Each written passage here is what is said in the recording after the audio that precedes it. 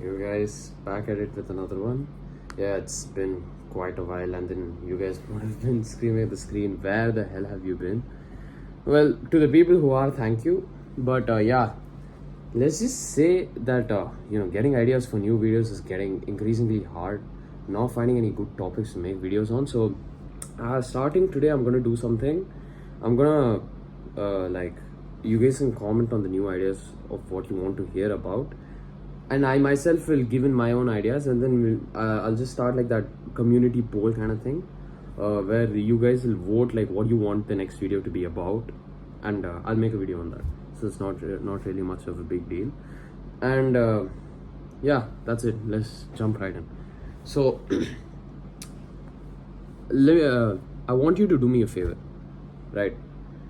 Just sit down, take a deep breath, and like you don't have to close your eyes, but then make a mental analysis of the shows you watch, the person you consider your role model, your friends, and maybe even your parents and your family members.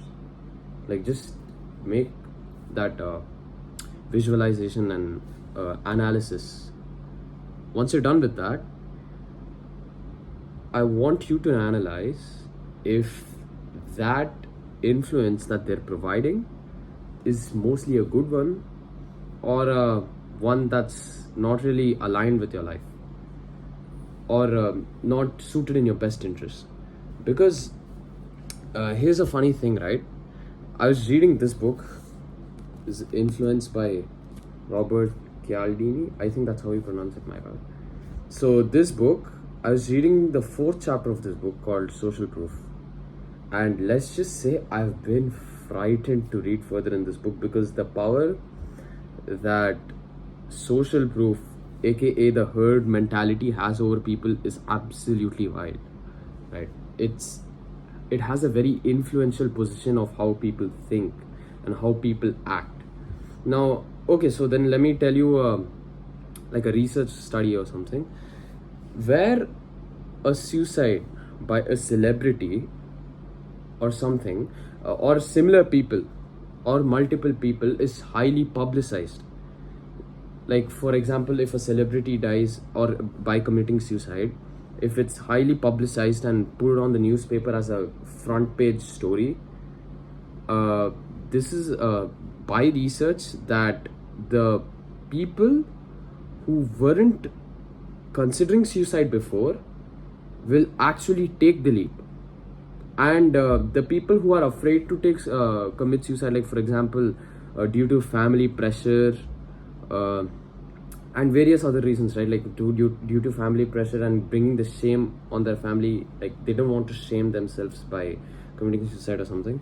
So those people who weren't compelled before, that's how the odds of fatal accidents increases. Do you see it?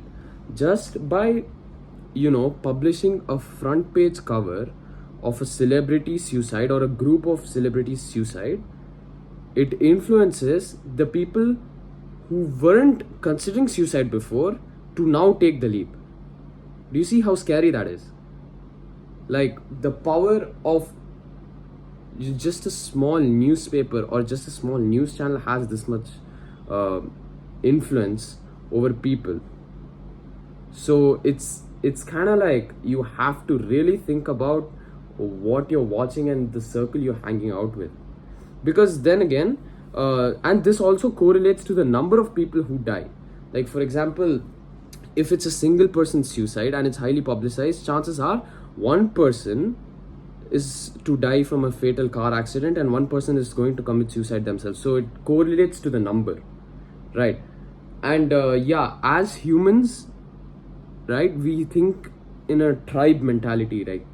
Because that's how our ancestors have been living. So of course we don't live like that anymore, but that part of the brain is still there, it's still present. So like, since we think in a tribe mentality, what the tribe does, we would most likely do.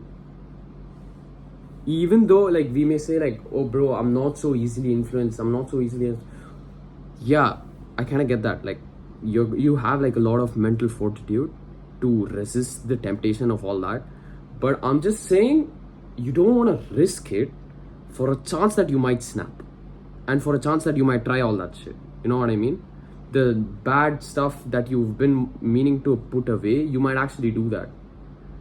If one day when your mental fortitude runs out, because that's how willpower works, guys. Like, it's a limited pool. You know, I'm not saying it can't be increased, but it's a limited pool. Once the pool drains, you have basically no resistance. So you might actually go and try it. Your willpower is a very limited thing, and you shouldn't rely on it too much. Like, you shouldn't use it too much, because then it gets depleted.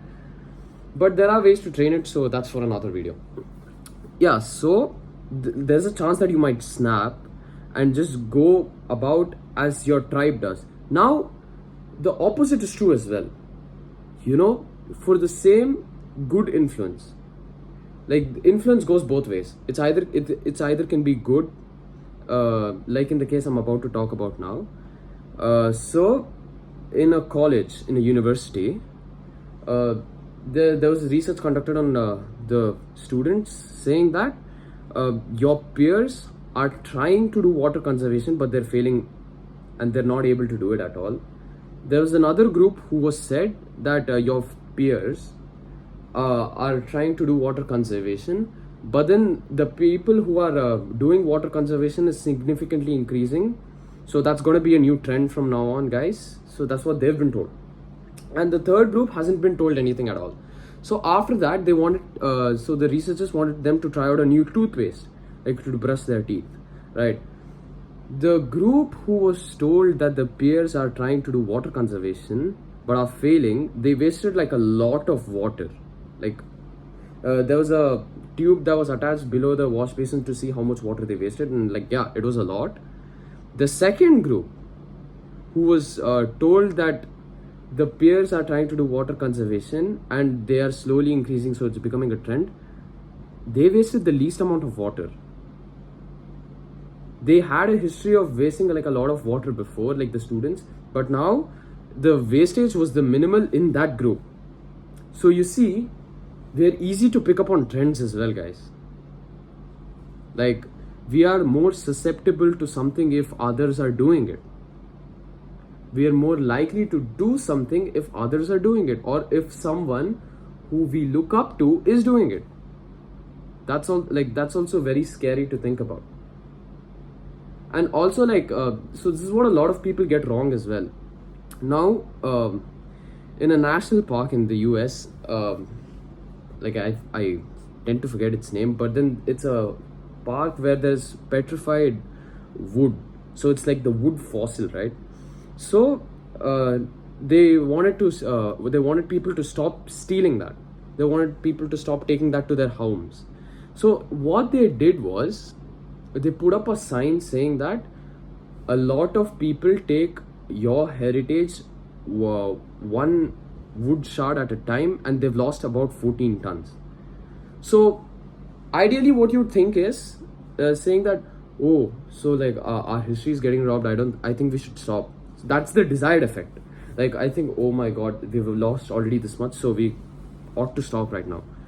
But no, what people, so it's kind of like this. So they've told them that a lot of people are taking the wood shards anyway, so it's kind of a compel, like a push forward nudge, so that to encourage them to take it themselves. You know what I mean? Like, a lot of people are taking it, so what makes us so different? So we will also go and grab a few wood fossils, something like that. And yeah, so this is the power of herd mentality, guys. Like, you are more likely to follow your friends, the shows you watch, your parents, one day when your willpower runs out. So it's really up to you if you want to make that influence something that betters your life or ruins it altogether. Thank you.